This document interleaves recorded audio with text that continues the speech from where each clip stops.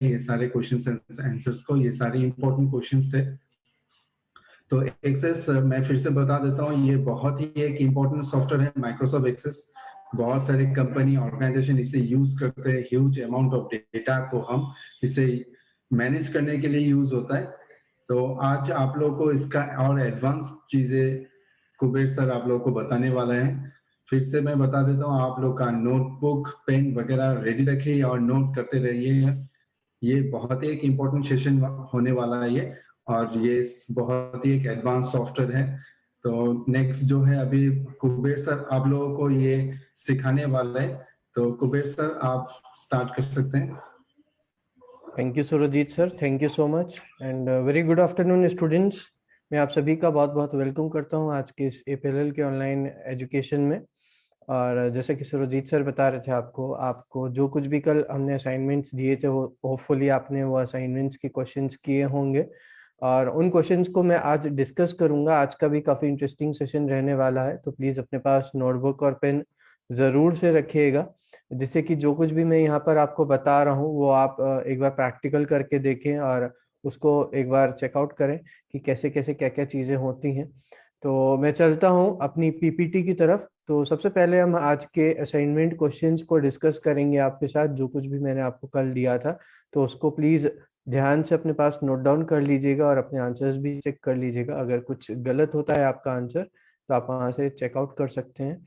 और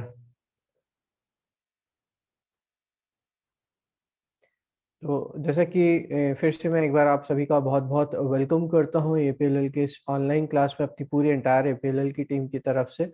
तो मैं सबसे पहले यहाँ पर असाइनमेंट क्वेश्चंस के बारे में आपसे बात करना चाहूँगा, जो हमारे कल के असाइनमेंट्स थे एमएस एक्सेस पार्ट 1 से रिलेटेड। तो मैंने कुछ क्वेश्चंस दिए थे, होपफुली आप लोग ने किया होगा, तो मैं यहाँ पर वही आपसे डिस्कस करने जा रहा हूँ। तो जो हमारा सबसे पहला क्वेश्चन था वो था write the steps to make a table in MS Access. कोई भी टेबल आप कैसे बनाते हैं एमएस एक्सेस में। तो इसका जो करेक्ट आंसर मैं आपको बताना चाहूंगा, जैसे कि मैंने कल आपको स्टेप बाय स्टेप हर चीज दिखाई थी, तो आपको सिंपली क्रिएट टैब पे जाना है। तो टैब होता है क्रिएट टैब, तो उसके अंदर आपको टेबल्स का रिबन मिलेगा, और टेबल्स में आपके पास दो ऑप्शंस होते हैं, और एक जैसे नॉर्मल टेबल का होता है और एक टेबल डिजाइन का होता है। आप दोनों में से कोई भी एक चूज कर सकते हैं और उसके साथ साथ आप टेबल बना सकते हैं बहुत आसानी से, और बहुत इजी होता है टेबल्स को क्रिएट करना एमएस एक्सेस में। फिर जो हमारा नेक्स्ट क्वेश्चन था वो था नेम सम डीबीएमएस सॉफ्टवेयर। आपको कुछ डेटाबेस मैनेजमेंट सॉफ्टवेयर के नेम्स बताने थे। तो जैसा कि इसको भी मैं आपको एक बार बताना चाहूंगा कि एमएस एक्सेस की तरह कौन कौन से वो सॉफ्टवेयर्स हैं जो कि आप डीबीएमएस का यूज कर सकते हैं जिनमें। तो सबसे पहले जैसा कि मैं एमएस एक्सेस पढ़ा रहा हूँ, तो एमएस एक्सेस खुद में एक डेटाबेस मैनेजमेंट सॉफ्टवेयर है। इसके थ्रू आप बहुत सारा डेटा मैनेज कर सकते हैं, उसको मतलब इंफॉर्मेशन के फॉर्म में अगर आप कोई भी डेटा चाहते हैं तो उस पर काम कर सकते हैं, रिपोर्ट्स बना सकते हैं, फॉर्म्स बना सकते हैं। तो ये बहुत सारे काम होते हैं। एमएस एक्सेस के अलावा एमएस एसक्यूएल माई एसक्यूएल भी होता है, जो कि एक बहुत ही एडवांस डीबीएमएस सॉफ्टवेयर है। एमएस एसक्यूएल के साथ साथ आपने ओरेकल का नाम भी सुना होगा होपफुली, और ओरेकल भी एक डीबीएमएस सॉफ्टवेयर है जिसके ऊपर की बहुत लार्ज अमाउंट ऑफ डेटा पे हम काम कर सकते हैं, और बहुत ही एडवांस लेवल पे इस पे काम होता है। फिर इसके अलावा एक और सॉफ्टवेयर होता है दैट इज एसक्यूएल सर्वर। ये माइक्रोसॉफ्ट का सॉफ्टवेयर है, माइक्रोसॉफ्ट कंपनी ने एसक्यूएल सर्वर बनाया हुआ है, और इसका बेसिकली नेटवर्किंग वगैरह पे भी काम होता है। तो इसमें भी आप बहुत सारा डेटा को मैनेज कर सकते हैं, और बहुत आसानी से इसके ऊपर भी बहुत सारे काम कर सकते हैं, रिपोर्ट्स बना सकते हैं, आप क्वेरी रन करा सकते हैं। तो ये सारे काम होते हैं डीबीएमएस के थ्रू। फिर हमारा जो नेक्स्ट क्वेश्चन था वो था व्हाट इज अ क्वेरी। मैंने कल आपको क्वेरी के बारे में भी बताया था, तो मैं यहाँ पर क्वेरी का आंसर आपको बताना चाहूंगा कि क्वेरी क्या होता है।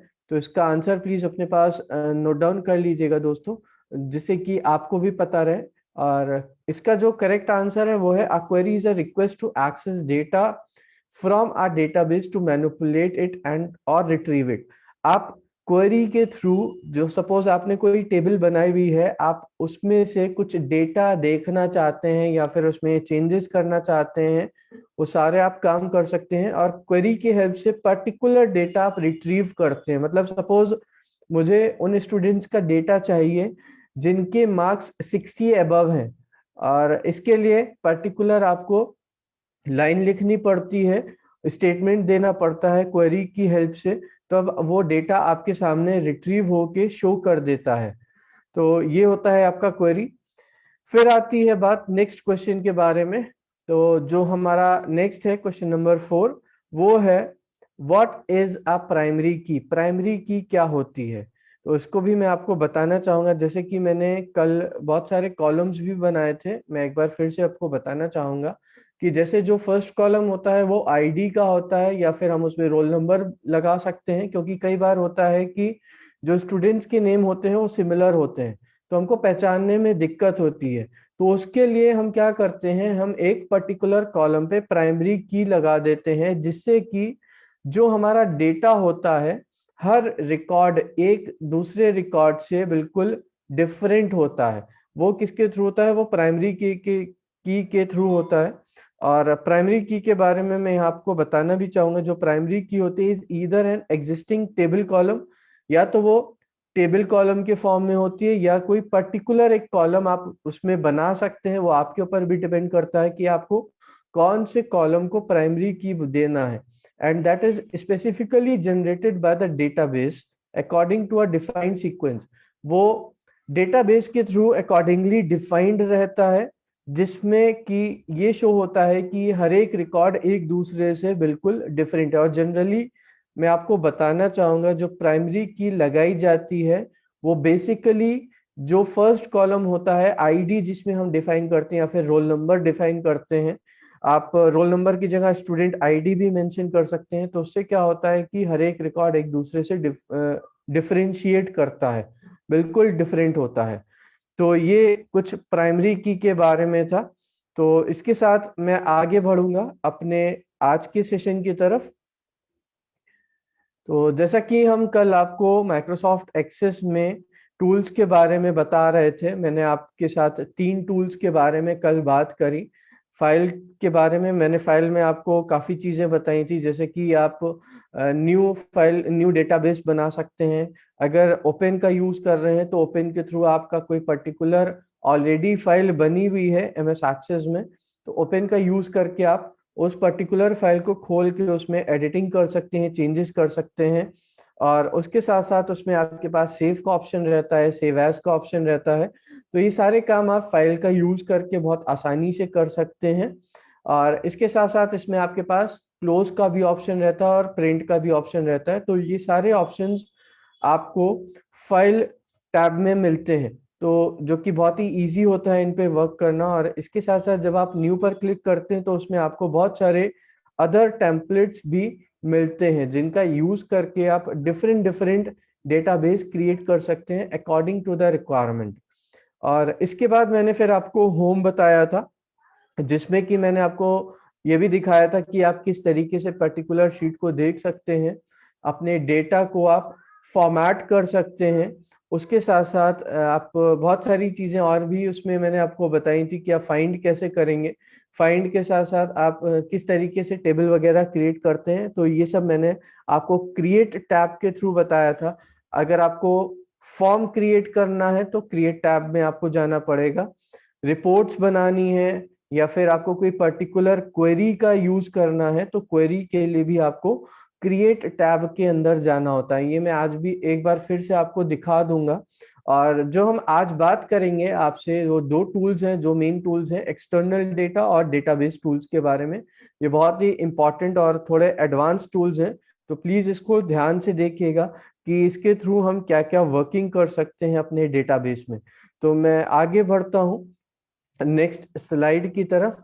तो यहाँ पर जैसा कि आपका जो आज का फर्स्ट टैब रहेगा वो रहेगा एक्सटर्नल डेटा टैब, जिसमें कि हम इंपोर्ट एंड लिंक्स के बारे में आपको बताएंगे, जिसमें कि आप पर्टिकुलर डेटा को इंपोर्ट करा सकते हैं। सपोज आपकी कोई एक्सेल पे फाइल बनी हुई है, या फिर एक्सेस में ही कोई फाइल बनी हुई है, या ODBC database, ODBC basically object database होता है, जिसको कि हम इजिली अपने एक्सेस में इंपोर्ट करा सकते हैं। मतलब इंपोर्ट का मतलब होता है किसी फाइल को लेके आना एक्सेस फाइल में, और उसके साथ साथ अगर हम कोई फाइल इंपोर्ट करा रहे हैं उसको हम कैसे सेव कर सकते हैं यहाँ पे, या फिर हम XML फाइल में चाहते हैं पर्टिकुलर डेटा को तो उसकी हम XML फाइल भी बना सकते हैं, या अगर हम टेक्स्ट फाइल के फॉर्मेट में चाहते हैं तो टेक्स्ट फाइल के फॉर्मेट में भी हम उसको बहुत इजीली इंपोर्ट कर सकते हैं। फिर इसके बाद हम आपको बताएंगे एक्सपोर्ट के बारे में। एक्सपोर्ट में बेसिकली डेटा सपोज हमको एक्सेस से एक्सेल फाइल में कन्वर्ट करना है, या फिर टेक्स्ट फाइल में कन्वर्ट करना है, या हमको पर्टिकुलर मेल भेजना है इस डेटा को लेके, और या फिर हम उसको PDF में भी कन्वर्ट कर सकते हैं। और इसके साथ साथ इसमें एक और ऑप्शन होता है वर्ड मर्ज का, जिसमें वर्ड में आपने देखा होगा मेलिंग का ऑप्शन रहता है, मेलिंग के थ्रू हम मेल मर्ज कराते हैं। तो वहां पर भी अगर सपोज हमारी कोई टेबल बनी हुई है और उसमें इंफॉर्मेशन है, उन्हीं डेटा को हमको सेंड करना है, सपोज कोई पर्टिकुलर लेटर भेजना है, तो हम वर्ड मर्ज का यूज कर सकते हैं अपने फाइल को एक्सपोर्ट करा के। तो चलते हैं दोस्तों प्रैक्टिकल की तरफ। तो मैं प्रैक्टिकल के थ्रू आपको काफी कुछ बताने वाला हूं अभी, तो इसको भी थोड़ा ध्यान से देखिएगा। तो एक बार मैं फिर से कल वाला सब कुछ रिपीट करने जा रहा हूं आपके साथ, तो इसको भी ध्यान से देख लीजिएगा। तो सबसे पहले हमने फाइल के बारे में बताया था, इसमें मैंने आपको बहुत सारे ऑप्शंस भी बताए थे, जैसे होम होता है, न्यू होता है, ओपन का ऑप्शन रहता है। ओपन के बाद इंफॉर्मेशन, जिसमें कि आपको सारी इंफॉर्मेशन मिलती है पर्टिकुलर फाइल के बारे में। सेव आप कर सकते हैं, सेव पर क्लिक करके जिस पर्टिकुलर फाइल पर, अगर सपोज मैं स्टूडेंट डिटेल पे अभी काम कर रहा हूँ और मैंने कुछ चेंजेस किए हैं और मुझे क्या करना होगा, सिंपली सेव पर क्लिक करना होगा। तो जो भी मैंने चेंजेस किए होंगे वो सब कुछ सेव हो जाएगा उस पर्टिकुलर टाइम पे। या अगर हमको सेव करना है इस फाइल को डिफरेंट नेम से हमको सेव करना है, तो हम सेव एज का यूज कर सकते हैं। आप देख सकते हैं यहाँ पर सेव एज का ऑप्शन शो हो रहा है। या फिर अगर मुझे प्रिंट कराना है इस पर्टिकुलर फाइल को, तो प्रिंट करा के हम यहाँ से किसी भी एक ऑप्शन को चूज कर सकते हैं। अगर हमको प्रिंट प्रीव्यू भी देखना है तो प्रिंट प्रीव्यू भी देख सकते हैं। यहाँ पर आपका प्रिंट प्रीव्यू खुल गया है। तो इस तरीके से आप प्रिंट प्रीव्यू का भी ऑप्शन यूज कर सकते हैं। फिर हमने होम के बारे में आपसे बात करी थी। होम में मैंने आपको काफी कुछ बताया था कि आप क्लिपबोर्ड का क्या यूज होता है, सॉर्ट एंड फिल्टर के थ्रू आप सॉर्टिंग कर सकते हैं अपने डेटा को। रिकॉर्ड्स के थ्रू अगर आपको कोई न्यू रिकॉर्ड इंसर्ट करना है इस पर्टिकुलर टेबल में, तो आप न्यू पर क्लिक करेंगे, न्यू से आप इंसर्ट करा सकते हैं। अगर सेव करना है तो सेव का भी ऑप्शन रहता है। तो ये सब कुछ मैंने आपको कल बताया था। फिर फाइंड में मैंने आपको बताया था कि अगर आपके पास 500,000 लोगों का डेटा है और आप सर्च करना चाहते हैं किसी पर्टिकुलर एक रिकॉर्ड को, तो आप यहाँ से फाइंड ऑप्शन का यूज कर सकते हैं। उसके साथ साथ टेक्स्ट फॉर्मेटिंग, सपोज ये हमारा टेबल बना हुआ है, तो हमको क्या करना होगा, इस पूरे टेबल को सेलेक्ट करके सपोज हमको इसका फॉर्मेटिंग चेंज करना है, कलर चेंज करना है अपने डेटा का, तो हम यहाँ से सिंपली सेलेक्ट करेंगे। और बोल्ड हटाना है तो हम बोल्ड हटा सकते हैं यहाँ से। और इसके साथ साथ मुझे इसका साइज भी कम करना है तो मैं यहाँ से इसका साइज भी कम कर सकता हूँ। तो ये सारे ऑप्शंस आप टेक्स्ट फॉर्मेटिंग के थ्रू यूज कर सकते हैं। फिर हमने क्रिएट के बारे में आपको बताया था कि क्रिएट का यूज करके आप किस तरीके से टेबल्स बना सकते हैं। आपके पास बहुत सारे टेम्पलेट्स होते हैं एप्लीकेशन पार्ट के थ्रू, तो यहाँ से आप कोई पर्टिकुलर टेम्पलेट उठा सकते हैं। उसके बाद हमने क्वेरी विजार्ड के बारे में बताया था कि कोई पर्टिकुलर इंफॉर्मेशन आपको चाहिए, मींस आप पर्टिकुलर टेबल में सिर्फ और सिर्फ रोल नंबर नहीं देखना चाहते, स्टूडेंट का नेम देखना चाहते हैं और उसके मार्क्स देखना चाहते हैं, तो उसका भी आप यहाँ पर यूज कर सकते हैं। इसके साथ मैंने आपको बताया था कि कोई जो पर्टिकुलर आपने टेबल बनाई हुई है उसके बेसिस पे अगर आपको कोई फॉर्म बनाना है, तो यहाँ पर आपके पास 3 ऑप्शंस रहते हैं, फॉर्म, फॉर्म डिजाइन और ब्लैंक फॉर्म। इनका यूज करके आप अपने हिसाब से उस पर्टिकुलर फॉर्म को डिजाइन कर सकते हैं बहुत आसानी से, और बहुत ही इंटरेस्टिंग होता है। यहाँ पर फॉर्म विजार्ड का भी ऑप्शन रहता है, तो फॉर्म विजार्ड के थ्रू भी आप ये सारी चीजें करवा सकते हैं। फिर हमने रिपोर्ट्स के बारे में बात करी थी, जिसमें कि मैंने आपको रिपोर्ट भी बना के दिखाई थी कि रिपोर्ट कैसे बनाई जाती है और वो ऑटोमेटिकली क्रिएट हो जाती है। तो यहाँ पर रिपोर्ट में भी आपके पास 5 ऑप्शंस रहते हैं। सबसे पहले रिपोर्ट रहता है, रिपोर्ट डिजाइन रहता है, उसके बाद ब्लैंक रिपोर्ट रहती है, और इसके साथ साथ रिपोर्ट विजार्ड का भी ऑप्शन रहता है। तो ये सारी चीजें आपने कल समझी, और इसी के आगे मैं आज आगे बढ़ूंगा एक्सटर्नल डेटा की तरफ। एक्सटर्नल डेटा में बहुत सारे ऑप्शंस होते हैं इंपोर्ट और एक्सपोर्ट से रिलेटेड। अब सपोज मैं चाहता हूं हमारा जो डेटाबेस है पर्टिकुलर, जो अभी फाइल हमारी खुली हुई है, यहाँ पर मैं किसी पर्टिकुलर फाइल को इंपोर्ट कराना चाहता हूँ, मींस एक्सेल की फाइल मैं यहाँ पर लाना चाहता हूँ। तो सबसे पहले मुझे यहाँ पर ये मैं बंद कर देता हूँ, यस। तो हम न्यू डेटा सोर्स पर जाएंगे। आप देख सकते हैं यहाँ बहुत सारे ऑप्शंस खुल के आ गए हैं। सबसे पहले है फ्रॉम फाइल, मतलब कौन सी फाइल से आप चाहते हैं डेटा को लाना, और उसके बाद आता है फ्रॉम डेटाबेस। अगर कोई पर्टिकुलर डेटाबेस की फाइल बनी हुई है तो आप डेटाबेस का भी यूज कर सकते हैं। और जैसा कि आप देख सकते हैं यहाँ पर एक्सेस का ऑप्शन दिया हुआ है, फ्रॉम एसक्यूएल सर्वर का भी ऑप्शन है, फ्रॉम एज्योर डेटाबेस, ये भी एक माइक्रोसॉफ्ट का ही पार्ट है, तो आप इसके थ्रू भी ले सकते हैं, इंपोर्ट करा सकते हैं कोई पर्टिकुलर फाइल को। फिर उसके बाद आप देख सकते हैं यहाँ पर डीबेस फाइल दिया हुआ है, ये भी एक तरीके का डेटाबेस सॉफ्टवेयर होता है। और इसके बाद यहाँ पर कुछ आपके पास ऑनलाइन सर्विसेज होती हैं, जैसे शेयर पॉइंट लिस्ट हो गई। अगर कोई आपने फाइल शेयर पॉइंट पर अगर बना रखी है तो उसके थ्रू भी आप यहाँ पर अपनी लिस्ट इंपोर्ट करा सकते हैं। या अदर कोई सोर्स है, सपोज आपका एक्सेस से बाहर कोई आपके पास फाइल पड़ा हुआ है, तो अदर सोर्सेस के थ्रू भी आप ला सकते हैं। मैं यहाँ पर आपको एक्सेल के थ्रू दिखाना चाहूंगा। यहाँ पर देख सकते हैं एक्सेल है हमारे पास ऑप्शन में, HTML डॉक्यूमेंट है, XML है और टेक्स्ट फाइल है। हमको सपोज कोई एक्सेल की फाइल चाहिए तो हमको क्या करना होगा, सबसे पहले हम फाइल पर क्लिक करेंगे और यहाँ देख सकते हैं ये फाइल नेम पूछ रहा है कि कौन सी फाइल मुझे इंपोर्ट करानी है। तो मैं सिंपली यहाँ से ब्राउज कराऊंगा, और सपोज डेस्कटॉप पे मेरी कोई पर्टिकुलर फाइल पड़ी हुई है तो यहाँ से मैं उस फाइल को सेलेक्ट कर सकता हूँ बहुत इजीली। तो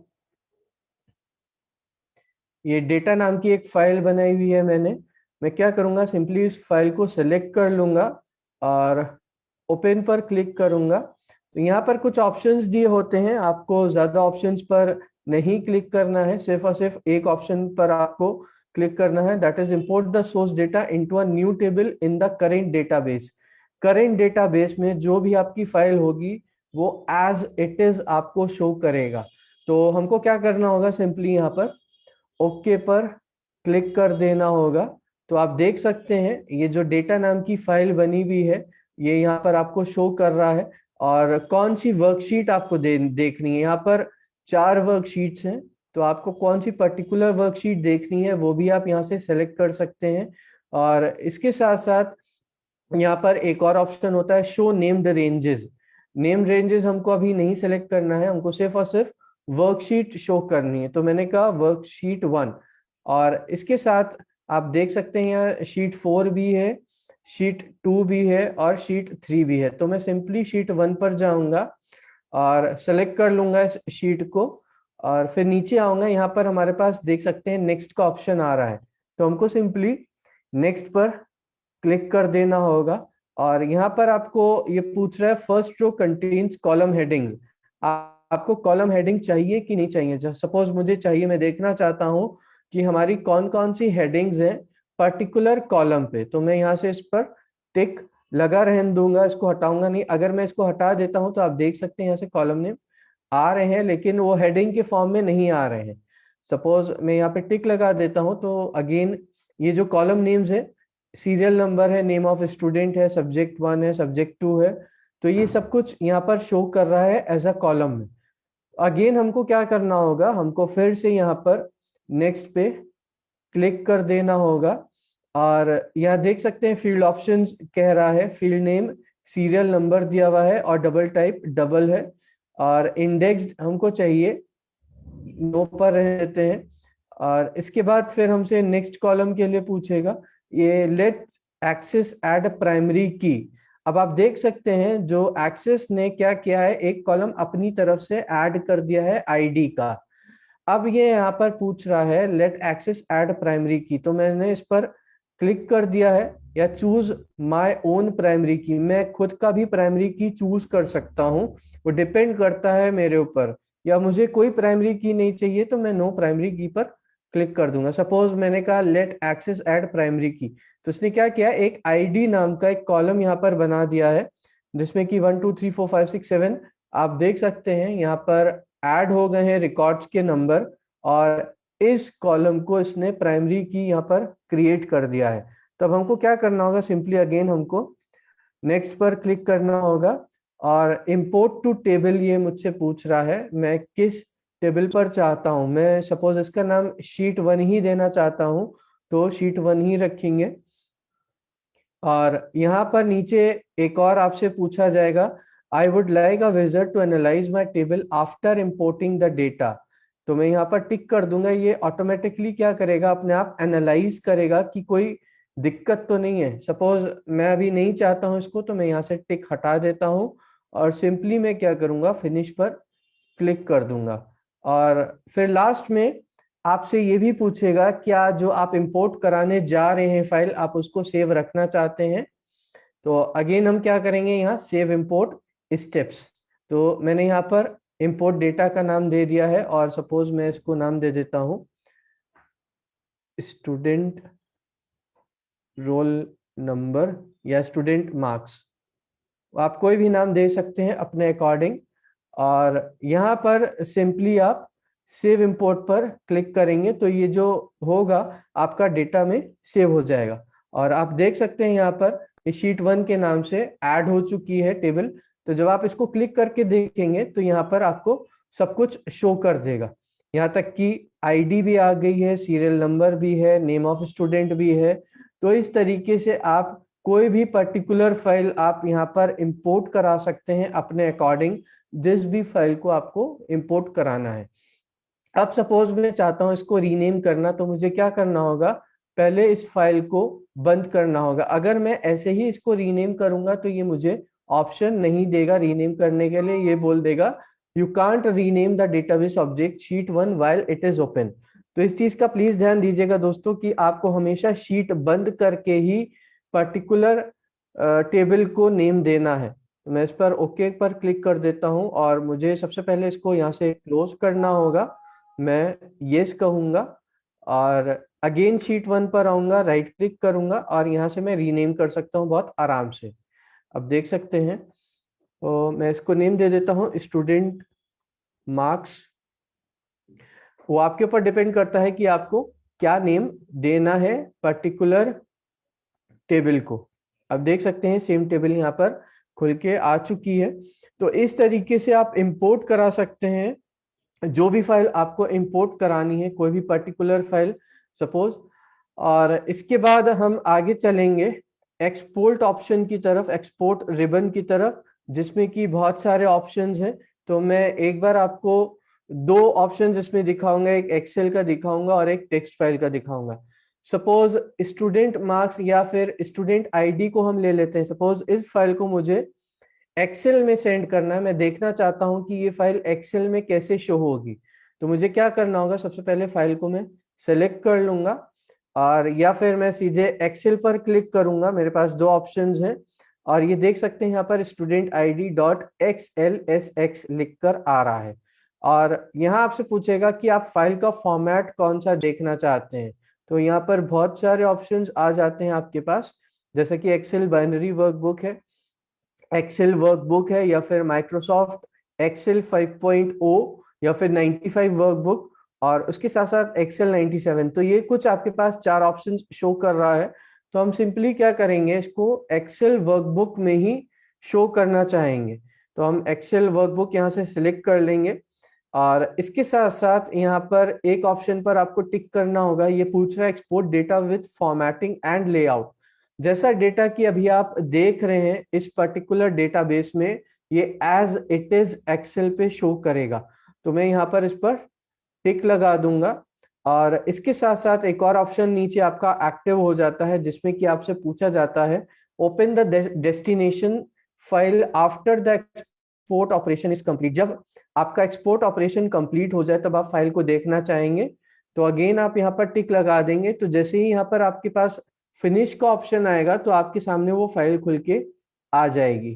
तो मैं यहाँ पर ओके पर क्लिक करूंगा और ये देख सकते हैं ये फाइल ऑटोमेटिकली यहाँ पर खुल चुकी है आपके सामने एक्सेल में स्टूडेंट आईडी के नाम से। और जैसा कि मैंने बताया था ये सारे ऑप्शंस यहाँ पर आ गए हैं। तो इस तरीके से आप अपने पर्टिकुलर फाइल को एक्सपोर्ट भी करा सकते हैं। और इसी को एक बार मैं आपको टेक्स्ट फाइल में भी दिखाना चाहूंगा। ये एक्सेल की फाइल है, मैं इसको भी यहाँ से बंद कर देता हूँ। और इसके साथ साथ यहाँ आपसे ये भी पूछ रहा है सेव एक्सपोर्ट स्टेप्स। अगर आपको इस पर्टिकुलर फाइल को सेव कराना है कि आपने आज के दिन कौन सी फाइल एक्सपोर्ट करी थी तो विद डिटेल्स ये सेव कर लेता है एक्सपोर्ट ऑप्शन में। तो मैं यहाँ पर इसको कह देता हूँ सेव एक्सपोर्ट, तो ये सेव हो जाएगी। इसी तरीके से अगर यही सेम फाइल आप टेक्स्ट फाइल में एक्सपोर्ट कराना चाहते हैं तो एक्सपोर्ट का भी ऑप्शन रहता है आपके पास। तो एक्सपोर्ट में टेक्स्ट फाइल पर भी एक बार मैं आपको दिखा देता हूं। तो ये जो फाइल बनेगी वो txt नाम की बनेगी और इसमें भी हम चाहेंगे कि जो एक्सपोर्ट हमारा डेटा हो वो विद फॉर्मेटिंग एंड लेआउट जो एज इट इज हमने लगाया हुआ है तो उसी के थ्रू ये सब कुछ दिखाए। और इसके साथ साथ जैसे ही हम एक्सपोर्ट करें ऑपरेशन कंप्लीट करें हमारे सामने फाइल खुल के आ जाए, फाइल ओपन हो जाए। तो इस पर भी हम टिक लगा देंगे और इसके बाद हमको सिंपली क्या करना होगा, यहाँ ओके पर क्लिक करना होगा। अब यहाँ पर आपसे कुछ पूछ रहा है choose the encoding to use for saving this file.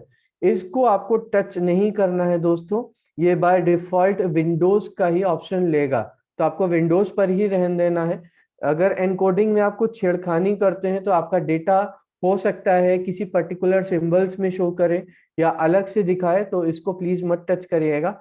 और यहाँ पर सिंपली आपको ओके पर क्लिक कर देना है और आप देख सकते हैं ये नोट पैड में हमारी फाइल खुल चुकी है। आप मैं इसको स्क्रॉल करके भी आपको एक बार दिखा देता हूं। आप देख सकते हैं यहाँ सारे के सारे कॉलम्स ऐड हो चुके हैं नोट पैड में। तो इस तरीके से आप एक्सपोर्ट करा सकते हैं पर्टिकुलर फाइल को किसी भी फॉर्मेट में। अगर यही फाइल आपको मेल करनी है तो मेलिंग का भी ऑप्शन रहता है, वो भी मैं एक बार आपको दिखाऊंगा। तो इसको हम यहाँ पे सेव कर लेते हैं फिर से txt फाइल में, ये सेव करेगा एक्सपोर्ट के ऑप्शन के अंदर। तो इसको मैं यहाँ पर सेव के लिए बोल देता हूँ सेव एक्सपोर्ट। फिर यहाँ पर आपके पास XML का ऑप्शन रहता है, PDF में भी कन्वर्ट कर सकते हैं। अगर आपको PDF में कन्वर्ट करना है तो PDF का भी ऑप्शन रहता है। तो जो स्टूडेंट मार्क्स वाली फाइल होगी वो PDF में आपकी कन्वर्ट हो जाएगी। अब सपोज मैं यहाँ पर कहता हूँ पब्लिश, तो ये क्या करेगा, ये ऑटोमेटिकली पब्लिश कर देगा। आप देख सकते हैं ये आपके सामने PDF के फॉर्मेट में खुला हुआ है टेबल। इसमें अगर आपको किसी को भेजना भी है तो आप आसानी से इसको भेज सकते हैं। तो ये देख सकते हैं ये same as it is format में आया है, इसमें कोई चेंजेस नहीं है, बट कॉलम्स ऊपर नीचे हो गए हैं, बाकी और कोई दिक्कत नहीं है। उसके लिए भी सेटिंग्स होती हैं, वो भी आप कर सकते हैं अकॉर्डिंग टू द नीड। और यहाँ तक कि आप देख सकते हैं यहाँ पर डेट भी लिख के आ रही है। तो इस तरीके से आप PDF में भी एक्सपोर्ट कर सकते हैं अपने पर्टिकुलर टेबल को। मुझे सेव नहीं करनी है फाइल तो मैं यहाँ से इसको क्लोज कर दूंगा। ऐसे ही आपके पास ईमेल का ऑप्शन होता है। ईमेल पर जब आप क्लिक करेंगे तो यहाँ पर आपसे पूछेगा किस आउटपुट फॉर्मेट में चाहिए, मींस आपको किस फाइल फॉर्मेट में मेल करना है, एक्सेल में करना है कि HTML में। ये बहुत सारे ऑप्शंस हैं, PDF में करना है कि टेक्स्ट फाइल में करना है। तो इनमें से कोई सा भी एक आप चूज कर सकते हैं according to the requirement. Suppose मैं एक्सेल पर ही रहने देता हूँ, एक्सेल वर्कबुक पर ही। और सिंपली मैं ओके पर क्लिक करूंगा तो ये क्या करेगा, सिंपली यहाँ पर आउटलुक वाला पेज खोल देगा और यहाँ से डायरेक्टली आप सेंड कर सकते हैं अपने डेटा को, अगर आपका आउटलुक कॉन्फ़िगर्ड है आपकी मेल आईडी के साथ। तो ये कुछ ऑप्शन है मेलिंग कराने का। MS एक्सेस के थ्रू बहुत इजी होता है, जब आप प्रैक्टिस करेंगे तो चीजें और भी आपको क्लियर होंगी। और इसके बाद जैसा कि मैंने वर्ड के बारे में बताया था कि वर्ड में भी आप अपनी पर्टिकुलर टेबल को या पर्टिकुलर डेटाबेस को एक्सपोर्ट करा सकते हैं। सपोज आपको कोई लेटर सेंड करना है और आपने यहाँ पर टेबल बनाई हुई है विद द एम्प्लॉयज नेम या स्टूडेंट डिटेल, जिसमें कि उनका एड्रेस भी है और उसके साथ साथ फोन नंबर भी है, ईमेल आईडी भी है, तब हम उस केस में वर्ड मर्ज का यूज कर सकते हैं बहुत आसानी से। तो इस तरीके से कुछ आप एक्सपोर्ट का यूज करते हैं और इंपोर्ट के साथ साथ। तो आगे बढ़ते हैं दोस्तों अपने नेक्स्ट टैब की तरफ। तो नेक्स्ट टैब में मैं आपको काफी और कुछ भी बताना चाहूंगा इसमें। जैसे कि मैंने अभी आपको एक्सटर्नल डेटा टैब के बारे में बताया, तो इसके बाद हम बात करेंगे डेटाबेस टूल्स के बारे में। ये भी थोड़ा इंटरेस्टिंग रहता है और इसमें भी काफी सारे टूल्स हैं, रिबन्स हैं, जिनके ऊपर अभी हम आपको प्रैक्टिकल भी दिखाएंगे। तो सबसे पहले आपका आता है टूल्स का ऑप्शन, जिसमें कि आपके पास कॉम्पैक्ट एंड रिपेयर डेटाबेस का ऑप्शन रहता है। इसके थ्रू अगर आपको लगता है कि आपके डेटाबेस में कुछ गड़बड़ी है, कुछ एरर्स हैं, तब उस केस में हम टूल्स का यूज कर सकते हैं। इसमें कॉम्पैक्ट एंड रिपेयर डेटाबेस का ऑप्शन रहता है उसके थ्रू। फिर नेक्स्ट आता है आपके सामने मैक्रो।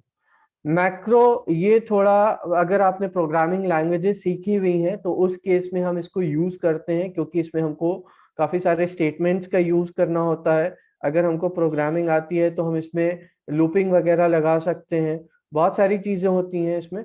और जैसा कि आप देख सकते हैं यहाँ आपके पास दो ऑप्शंस रहते हैं इसमें, विजुअल बेसिक का रहता है और रन मैक्रो का रहता है। तो इसके लिए प्रोग्रामिंग लैंग्वेज आना बहुत इम्पॉर्टेंट है। फिर उसके बाद नेक्स्ट जो आता है आपका आता है रिलेशनशिप्स। रिलेशनशिप्स में भी आपके पास दो ऑप्शंस रहते हैं। ये अभी मैं आपको करके दिखाऊंगा कि दो टेबल्स के बीच आप रिलेशनशिप कैसे क्रिएट करते हैं। और इसके साथ साथ नेक्स्ट आपका रहता है ऑब्जेक्ट डिपेंडेंसी। अगर सपोज हम देखना चाहते हैं कि एक टेबल दूसरे टेबल के ऊपर किस तरीके से डिपेंडेंट है, तो वो उसका भी ऑप्शन रहता है, उसको हम देख सकते हैं। फिर आता है आपका नेक्स्ट एनालाइज। एनालाइज में हमारे पास भी दो ऑप्शंस रहते हैं, जिसमें कि डेटाबेस डॉक्यूमेंटर का रहता है, जिसके थ्रू हम अपने डेटाबेस की सारी इंफॉर्मेशन देख सकते हैं कि उसमें कितने पर्टिकुलर नंबर ऑफ रिकॉर्ड्स हैं, वो कब क्रिएट किया गया था और उसके साथ साथ कब उसमें चेंजेस किए गए, तो ये सारी चीजें। फिर आता है एनालाइज टेबल। अगर कुछ हमको लगता है कि कोई एरर आ रही है और हम चाहते हैं कि एक्सेस उस एरर को खुद ब खुद एनालाइज करके हमको डिस्प्ले कर दे, तो उसके लिए हमारे पास एनालाइज का ऑप्शन रहता है, एनालाइज टेबल का। फिर आपका जो फिफ्थ आता है दैट इज मूव डेटा। अगर सपोज कोई डेटा को आपको डेटाबेस को मूव कराना है एक्सेस से बाहर या फिर शेयर पॉइंट में मूव कराना है, तो मूव करा सकते हैं पर्टिकुलर डेटा को। वो डिपेंड होता है अकॉर्डिंग टू द रिक्वायरमेंट। तो चलते हैं, इसमें भी मैं आपको कुछ प्रैक्टिकल करके दिखाता हूँ। तो इसको भी प्लीज अपने पास नोट डाउन करते रहिएगा, जो कुछ भी मैं आपको यहाँ पर बता रहा हूँ। तो सबसे पहले हम कोई भी पर्टिकुलर एक टेबल सेलेक्ट कर लेंगे यहाँ से। सपोज स्टूडेंट डिटेल मैंने या स्टूडेंट आईडी ही सेलेक्ट कर ली। तो आप देख सकते हैं यहाँ स्टूडेंट आईडी खुली हुई है और स्टूडेंट मार्क्स, दो टेबल्स खुली हुई हैं। और हमको यहाँ पर क्या करना होगा, सबसे पहले डेटाबेस टूल को सेलेक्ट कर लेना होगा। तो आप देख सकते हैं यहाँ पर कॉम्पैक्ट एंड रिपेयर डेटाबेस का ऑप्शन दिया हुआ है। अगर सपोज आप इस पर क्लिक करते हैं तो ये क्या करेगा, ऑटोमेटिकली रिपेयरिंग का काम स्टार्ट कर देगा। सपोज हमको अभी नहीं चाहिए, हमको यूज नहीं करना है इसका, तो हम वापस क्या करेंगे, अपने टेबल पर आ जाएंगे, सपोज स्टूडेंट आईडी पर आ जाएंगे। और नेक्स्ट आपके सामने यहाँ पर मैक्रो का ऑप्शन दिया हुआ है। और जैसा कि मैंने बताया कि इसके लिए आपको प्रोग्रामिंग लैंग्वेज आना बहुत जरूरी है। अगर आपको प्रोग्रामिंग लैंग्वेज आती है अच्छे से, तभी आप इसका यूज कर सकते हैं, विजुअल बेसिक जैसे कि है। और उसके साथ साथ रन मैक्रो का भी ऑप्शन रहता है। तो मैंने यहाँ ऑलरेडी एक मैक्रो बनाया हुआ है, जिसमें कि ये आपको शो करेगा रिपोर्ट। अब यहाँ पर आपसे पूछ रहा है मैक्रो का आप नेम क्या देना चाहते हैं। सपोज मैंने रिपोर्ट के नाम से दिया हुआ है, और मैं अगर इस पर ओके पर क्लिक करूंगा तो ये क्या करेगा, मुझे टेबल्स की सारी रिपोर्ट यहाँ पर शो करेगा। और इसके साथ साथ इसमें एक और ऑप्शन रहता है, वो मैं आपको दिखाना चाहूंगा। यहाँ पर डिजाइन व्यू पर अगर आप क्लिक करते हैं तो आप अपने अकॉर्डिंग भी यहाँ पर सेट कर सकते हैं जैसा भी आप मैक्रो लगाना चाहते हैं। तो इसके लिए भी दोस्तों यहाँ पर मैं एक बार आपको दिखा देता हूँ, ये सारे कुछ यहाँ पर फंक्शंस हैं जिनका यूज किया जाता है डेटाबेस में पर्टिकुलर डेटा को रिट्रीव करने के लिए। इसके लिए आपको प्रोग्रामिंग आना बहुत जरूरी होती है। तो अभी हम इसको बंद कर देते हैं, हम वापस डेटाबेस टूल पर आ जाते हैं। और इसके बाद यहाँ पर जो आपके पास ऑप्शन रहता है वो रहता है रिलेशनशिप्स का। रिलेशनशिप के बारे में जैसा कि मैं अभी आपको बता रहा था कि आप दो टेबल्स के बीच में किस टाइप से रिलेशन शो कर सकते हैं, डिपेंड करा सकते हैं एक टेबल को दूसरे टेबल के ऊपर। तो मैं यहाँ पर एक बार आपको करके भी दिखाना चाहूंगा। तो मैं यहाँ पर सबसे पहले क्या करूंगा, रिलेशनशिप पर क्लिक करूंगा और यहाँ पर आपसे पूछ रहा है ऐड टेबल्स का ऑप्शन है, ऐड टेबल्स हमको करानी होंगी। तो सबसे पहले हम सेलेक्ट कर लेंगे स्टूडेंट आईडी, ऐड करा लेंगे। ऐड पर आप क्लिक करेंगे तो यहाँ देख सकते हैं स्टूडेंट आईडी यहाँ पर ऐड हो चुकी है। और सपोज स्टूडेंट मार्क्स आपको ऐड कराना है अगेन, तो आप स्टूडेंट मार्क्स भी यहाँ पर ऐड करा सकते हैं। उस पर आपको ओके पर क्लिक करना होगा और यहाँ पर हम क्लोज कर देंगे। सपोज ये पर्टिकुलर टेबल अगर आपको हटानी भी है तो आप यहाँ से हाइड टेबल भी कर सकते हैं, हाइड हो जाएगी। और स्टूडेंट मार्क्स को हम यहाँ पर ले आते हैं। और सपोज आप चाहते हैं कि आप इन दो टेबल्स के बीच रिलेशन शो करें। आप देख सकते हैं यहाँ पर कि स्टूडेंट आईडी और स्टूडेंट मार्क्स, मैं एक बार इसको भी हाइड करूंगा स्टूडेंट मार्क्स 1 को। और ये दो टेबल्स हैं स्टूडेंट आईडी और स्टूडेंट मार्क्स। अब इन दोनों के बीच आपको रिलेशन दिखाना है। तो एक चीज आपको ध्यान देनी होगी दोस्तों कि दोनों टेबल में एक एक प्राइमरी की होना बहुत जरूरी है। अब सपोज आप चाहते हैं कि आईडी टू आईडी यहाँ पर मैच हो रहा है, तो हमको क्या करना होगा, सिंपली आईडी पर अपना माउस कर्सर लाएंगे, लेफ्ट क्लिक करके इसको हम सिंपली आईडी पर ही प्लेस कर देंगे। तो आप देखेंगे यहाँ पर एक विंडो खुल के आई है आपके सामने और जिसमें कि शो कर रहा है स्टूडेंट मार्क्स में हमने आईडी कॉलम सेलेक्ट किया हुआ है और स्टूडेंट आईडी 1 में भी हमने आईडी सेलेक्ट किया हुआ है, जिससे कि दोनों के बीच हम रिलेशन देख सकें। और इसके लिए यहाँ पर आप देख सकते हैं यहाँ क्रिएट का बटन दिया हुआ है, तो आपको सिंपली क्रिएट पर क्लिक करना होगा। तो ये देख सकते हैं यहाँ पर एक एरो क्रिएट हो गया है। तो ये क्या शो कर रहा है, स्टूडेंट आईडी और स्टूडेंट मार्क्स के बीच एक रिलेशन बन गया है। और आप इस रिलेशन को अगर देखना चाहते हैं कि कैसे वर्क करता है, तो हमको सिंपली क्या करना होगा, हम स्टूडेंट मार्क्स पर आ जाएंगे और आप देख सकते हैं यहाँ प्लस सिंबल बन के आ रहा है। आप जब प्लस पर क्लिक करेंगे तो ये राम नाम का जो स्टूडेंट है उसके यहाँ पर आपको मार्क्स शो कर रहा है आईडी वाली टेबल से। जैसे कि आप देख सकते हैं रोल नंबर 1 यहाँ पर है और आईडी 1 है, दोनों मैच कर रहे हैं। तो इस तरीके से हम क्या कर सकते हैं कि अपने डेटा को, दो टेबल्स को आपस में लिंक करा सकते हैं, रिलेशन बना सकते हैं दो टेबल्स के बीच। अब सपोज आप सेकंड डेटा को देखना चाहते हैं तो अगेन आपको यहाँ पर प्लस सिंबल पर क्लिक करना होगा। सपोज ये राजू नाम का स्टूडेंट है, इसके भी आप मार्क्स यहाँ पर देख सकते हैं, आईटी टूल्स में कितने हैं, विंडोज में कितने हैं, इंटरनेट में इसने कितने मिले हैं इसको, एमएस वर्ड में कितने हैं, एमएस पावर पॉइंट में कितने हैं। तो इस तरीके से दोस्तों कि आप रिलेशन के ऊपर बहुत आसानी से वर्क कर सकते हैं। और इसके साथ साथ आप देख सकते हैं इसको यहाँ से बंद, जब आप क्लिक करेंगे तो ये जो डेटा होगा यहाँ से बंद हो जाएगा। अब सपोज कोई और पर्टिकुलर आपको डेटा देखना है तो यहाँ से भी आप क्लिक करके देख सकते हैं उस पर्टिकुलर डेटा को।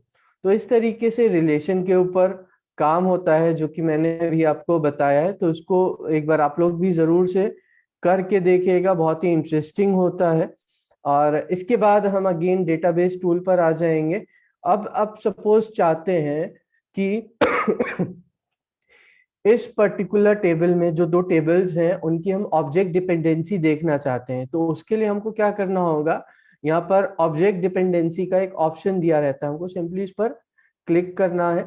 तो आप देख सकते हैं यहाँ पर जैसे ही क्लिक करेंगे आपके राइट हैंड साइड एक विंडो खुल के आएगी। तो ये हमको दो ऑप्शन पूछेगा, object that depends on me, मतलब जो स्टूडेंट मार्क्स है उसके ऊपर कौन सी टेबल डिपेंडेंट है। अगर आप देखना चाहते हो तो ये देख सकते हैं, यहाँ पर स्टूडेंट आईडी लिखा हुआ है। इसका मतलब ये होता है जो स्टूडेंट मार्क्स का टेबल है उसके ऊपर स्टूडेंट आईडी डिपेंड करती है, मतलब उसके थ्रू वो डेटा शो करती है। तो इस तरीके से आपके पास एक और ऑप्शन रहता है, object that I depend on. तो यहाँ पर आप देख सकते हो स्टूडेंट आईडी अगेन शो कर रहा है, क्योंकि ये दो टेबल्स ही हैं जिनके ऊपर ये दोनों एक दूसरे के ऊपर डिपेंडेंट है। तो इस तरीके से आप यहाँ पर ऑब्जेक्ट डिपेंडेंसी का यूज करके या क्लिक करके देख सकते हो कौन किसके ऊपर डिपेंडेंट है। और इसमें भी अगर आप क्वेरीज पे काम करना चाहते हैं तो क्वेरी पर आप वर्क कर सकते हैं। वो डिपेंड करता है कि आपको क्वेरी बनानी है कि नहीं बनानी। तो अभी हम इसको यहाँ से क्लोज कर देंगे। और इसके बाद फिर नेक्स्ट आता है आपका डेटाबेस डॉक्यूमेंटर, जिसको कि हम जब क्लिक करते हैं इस पर तो ये हमको क्या शो करेगा, ये यहाँ पर हमसे टेबल्स पूछेगा कि कौन से टेबल का आपको डॉक्यूमेंट देखना है। सपोज मैं चाहता हूँ स्टूडेंट मार्क्स और स्टूडेंट आईडी, ये दो टेबल्स को मैं देखना चाहता हूँ।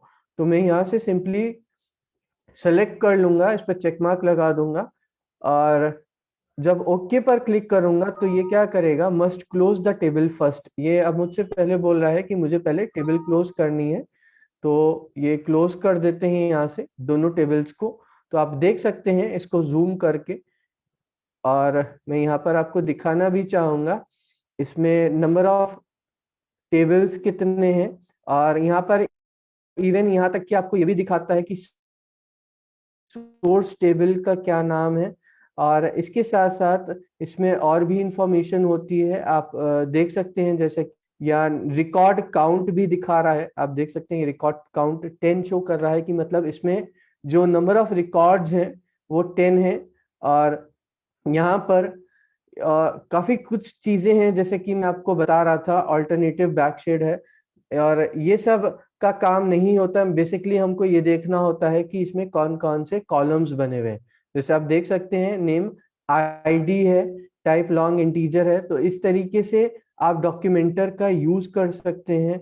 और अगर आप दूसरा पेज देखना चाहते हैं तो यहाँ पर आपके पास ऑप्शन रहता है, आप देख सकते हैं यहाँ पेज लिखा हुआ है और ये एरो बना है। जब आप इस पर क्लिक करेंगे तो ये आपको सेकेंड पेज पर ले जाएगा। और ये जो आपका रहेगा ये बेसिकली यहाँ पर भी आपको रिकॉर्ड्स शो करेगा कि कितने नंबर ऑफ रिकॉर्ड्स हैं, और इसमें कौन सा सोर्स टेबल है, कौन से टेबल्स के साथ ये इंटरकनेक्टेड है। तो ये सारी इंफॉर्मेशन आपको डॉक्यूमेंटर के थ्रू मिलती है। और इसके साथ साथ आपको यहाँ तक कि ये कब बनाया गया था सारी इंफॉर्मेशन आप देख सकते हैं। ये यहाँ पर डेट भी दे रहा है और पेज नंबर भी शो कर रहा है, और ये कहाँ पर सेव है आप देख सकते हैं। यहाँ पर ये कहाँ पर सेव है ये भी आपको शो करेगा। अब सपोज आप इसको बंद करना चाहते हैं तो आप सिंपली यहाँ से क्लोज प्रिंट प्रीव्यू के थ्रू इसको बंद कर सकते हैं और ये यहाँ से क्लोज हो जाएगा। इसके साथ साथ आपके पास यहाँ पर एनालाइज परफॉर्मेंस का भी ऑप्शन रहता है। एनालाइज परफॉर्मेंस के थ्रू आप कोई पर्टिकुलर टेबल को एनालाइज कर सकते हैं। जैसे मैं स्टूडेंट डिटेल को बोलता हूँ, ओके करूंगा तो ये क्या करेगा, the performance analyzer has no suggestions to improve the object you selected. अभी ये हमको कोई भी सजेशन नहीं दे रहा है क्योंकि उसमें कोई एरर नहीं है या कोई मिस्टेक नहीं है। तो इस तरीके से आप एनालाइज परफॉर्मेंस का यूज कर सकते हैं। और इसके साथ साथ फिर जो नेक्स्ट रहता है आपका वो रहता है एनालाइज टेबल। अगर कोई पर्टिकुलर टेबल आपको एनालाइज करनी है और यहाँ से आपको ये भी पूछेगा शो मी एन एग्जाम्पल। तो एवरी रिकॉर्ड यहाँ पर डिटेल दिया रहता है। तो सपोज हम इस पर क्लिक करते हैं तो ये अभी हमको कोई मिस्टेक भी नहीं शो कर रहा है। हमको सिंपली क्या करना होगा, नेक्स्ट पर क्लिक करना होगा और यहाँ से पर्टिकुलर टेबल हम सेलेक्ट कर लेंगे। सपोज स्टूडेंट डिटेल मैंने सेलेक्ट किया, ओके पर यहाँ yes let the wizard decide, मतलब मैं चाहता हूँ जो भी प्रॉब्लम हो वो विजार्ड डिसाइड करे कि मतलब उसमें हम क्या चेंजेस कर सकते हैं।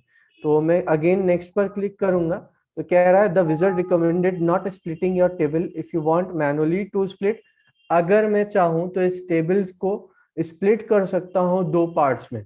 तो मैं अभी नहीं चाहता हूँ कि ये जो मेरी टेबल है वो स्प्लिट हो और एज इट इज रहे। और इसके साथ साथ मैं नेक्स्ट पर क्लिक करूंगा। You did not split your table, please split it, ये फिर से बोल रहा है जिससे कि ये एरर्स चेक कर सके। तो मैं अभी इस पर ओके पर क्लिक कर दूंगा और यहाँ से इसको कैंसिल कर दूंगा। तो ये हम वापस आ गए यहाँ पे। और इसके बाद आपके पास एक्सेस डेटाबेस का ऑप्शन रहता है जिसके थ्रू आप स्प्लिटिंग कर सकते हैं अपने टेबल को, अगर आप स्प्लिट कराना चाहते हैं तो। उसके साथ साथ शेयर पॉइंट का ऑप्शन रहता है कि आप क्या करना चाहते हैं शेयर पॉइंट साइट पर। तो अभी इसका हमको यूज नहीं करना, तो हम इसको यहाँ से बंद कर देंगे। तो इसी तरीके से आपके पास डिजाइन का ऑप्शन भी रहता है रिलेशनशिप के अंदर ही, जिसमें कि आप अपने रिलेशनशिप को एडिट कर सकते हैं। अगर आप एडिट करना चाहते हैं स्टूडेंट मार्क्स और आईडी के बीच, तो यहाँ से एडिट कर सकते हैं। तो अभी कोई एडिटिंग हमको नहीं करनी। अगर आप क्लियर करना चाहते हैं तो ये आपसे पूछता है the layout of the relationship window will be cleared. आप इसको क्लियर करना चाहते हैं तो आप अगर यस पर करेंगे तो ये यहाँ से क्लियर हो जाएगा। और अगर रिलेशनशिप की भी रिपोर्ट देखनी है आपको, तो रिलेशनशिप पर आपको क्लिक करना होगा। अभी ये कुछ भी नहीं शो कर रहा है क्योंकि मैंने लेआउट को क्लियर कर दिया है, तो इस वजह से। और यहाँ से सिंपली हम क्या करेंगे, क्लोज कर देंगे। और ये यहाँ पर अपने आप ऑटोमेटिकली रिपोर्ट बन के आ रही है, और इसको मुझे अभी नहीं चाहिए तो मैं यहाँ से इसको क्लोज कर देता हूँ। तो ये यहाँ से मुझे अगेन पूछेगा सेव करने के लिए, मैं इसको नो कर दूंगा। अगेन सपोज रिलेशनशिप पर आपको कुछ देखना है तो आपको सिंपली इस पर क्लिक करना होगा, या फिर आप यहाँ से शो टेबल्स कर सकते हैं। शो टेबल्स कौन कौन सी टेबल्स आपको देखनी है, स्टूडेंट आईडी और स्टूडेंट मार्क्स, दोनों टेबल आप यहाँ से ऐड करा सकते हैं। और अगेन आप रिलेशनशिप देख सकते हैं दोनों के बीच। सिंपली टेबल्स आपको क्लिक करनी होती है। और इसके बाद हम आगे बढ़ेंगे। आई होप ये चीजें आपको क्लियर हुई होंगी। तो हम अपनी नेक्स्ट स्लाइड की तरफ बढ़ेंगे। अब जो हम नेक्स्ट बात करेंगे आपसे, थोड़ा डिफरेंसेस के बारे में बात करेंगे, जिसमें कि मैं आपको एक्सेल और एक्सेस के बीच क्या डिफरेंस होता है ये भी बताना चाहूंगा। कई बार होता है कि हमको कंफ्यूजन होता है कि एक्सेल और एक्सेस सेम तरीके से काम करते हैं, तो इसको भी प्लीज अपने पास नोट डाउन कर लीजिएगा, ये भी बहुत इंपॉर्टेंट टॉपिक है। तो सबसे पहले मैं आपको बताना चाहूंगा, जो एक्सेल होता है उसमें स्प्रेडशीट होती है जो कि माइक्रोसॉफ्ट के थ्रू बनाया गया है। और जो स्प्रेडशीट के सॉफ्टवेयर होते हैं वो मैक ओएस के लिए अलग होते हैं, एंड्रॉयड के लिए भी होते हैं, और आईओएस पे भी वो काम करते हैं। उसी तरीके से जो एक्सेस होता है ये एक डीबीएमएस सॉफ्टवेयर है जो कि कंबाइन करता है relationship Microsoft data base engine के साथ साथ इसमें ग्राफिकल यूजर इंटरफेसेस भी होते हैं। और आप अपने डेटाबेस को सॉफ्टवेयर डेवलपमेंट टूल्स के साथ भी इंटरलिंक्ड करा सकते हैं। उसके बाद अगर हम बात करें एक्सेल की, तो data storing capacity is less than Access. जो एक्सेल होता है उसमें बहुत कम ही डेटा स्टोर हो पाता है। और अगर एक्सेस की हम बात करें तो एक्सेस में एक्सेल से ज्यादा स्पेस होती है, और एक्सेल में हम ज्यादा से ज्यादा अपने डेटा को सेव करा सकते हैं। और नेक्स्ट अगर हम बात करें चार्ट्स वगैरह की, तो एक्सेल में जो हम चार्ट्स वगैरह क्रिएट करते हैं या फिर ग्राफ्स बनाते हैं और कैलकुलेशंस करते हैं, और उसके साथ साथ एक्सेस में हम सिंपली डेटा को स्टोर कराते हैं और डेटा को मैनेज करते हैं डेटाबेसेस की हेल्प से, जैसे कि मैंने आपको क्वेरी वगैरह के बारे में अभी बताया था। और एक्सेल की अगर हम नेक्स्ट पॉइंट पर आएंगे, तो एक्सेल में क्या होता है, ये बेसिकली जो फाइनेंशियल और स्टैटिस्टिकल एनालिस्ट होते हैं वो लोग यूज करते हैं सबसे ज्यादा एक्सेल को। और जो एक्सेस होता है, जो स्मॉल बिजनेस हो गए या फिर बिग बिजनेसेस हो गए, ऑर्गेनाइजेशंस हो गई, वो एक्सेस का यूज करती हैं। और इसके साथ साथ जो एक्सेल होता है, नेक्स्ट जो डिफरेंस है वो है नॉन रिलेशनल का। एक्सेल में किसी भी टेबल को या किसी भी शीट को आप लिंक नहीं करा सकते। यहाँ एक्सेस में आप एक टेबल को दूसरी टेबल के साथ आराम से रिलेशन क्रिएट कर सकते हैं। तो ये भी आपका एक डिफरेंस है दोनों के बीच। फिर जो लास्ट में आता है, एक्सेल जो होता है वो थोड़ा इजी होता है एक्सेस के बशर्ते आप बहुत आसानी से काम कर सकते हैं एक्सेस के ऊपर। और एक्सेस थोड़ा सा कॉम्प्लेक्स होता है। तो इसके लिए थोड़ा आपको सीखने की जरूरत पड़ती है। तो आगे बढ़ेंगे फिर हम अपनी नेक्स्ट स्लाइड की तरफ। आगे मैं यहाँ पर आपको कुछ क्वेश्चंस देना चाहूंगा असाइनमेंट से रिलेटेड, तो प्लीज इन क्वेश्चंस को अपने पास नोट डाउन कर लीजिएगा और कोशिश करिएगा कि इन क्वेश्चंस के आंसर आप खुद ब खुद लिखें। तो जो हमारा पहला क्वेश्चन है वो है नेम एनी टू रिबन्स इन एक्सटर्नल डेटा टैब। मैंने जो आपको एक्सटर्नल डेटा टैब के बारे में आज बताया उसमें आपको 2 रिबन्स के नाम बताने हैं। फिर जो हमारा नेक्स्ट क्वेश्चन है वो है what is the use of relationship in MS Access. Relationship का क्या यूज होता है एमएस एक्सेस में। फिर उसके साथ साथ हमारा जो थर्ड क्वेश्चन है that is what is analyse. Analyse का क्या यूज होता है इसको आपको बताना है। फिर नेक्स्ट जो हमारा फोर्थ क्वेश्चन है that is explain any two differences between Excel and Access. Excel और एक्सेस के बीच किन्हीं 2 डिफरेंस को आपको डिफाइन करना है। आई होप ये क्वेश्चंस आप जरूर से करेंगे, कोशिश करेंगे इन क्वेश्चंस को करने के लिए।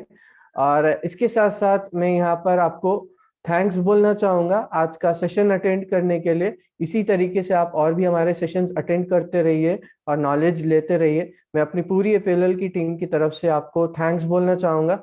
Thank you so much students and have a nice day.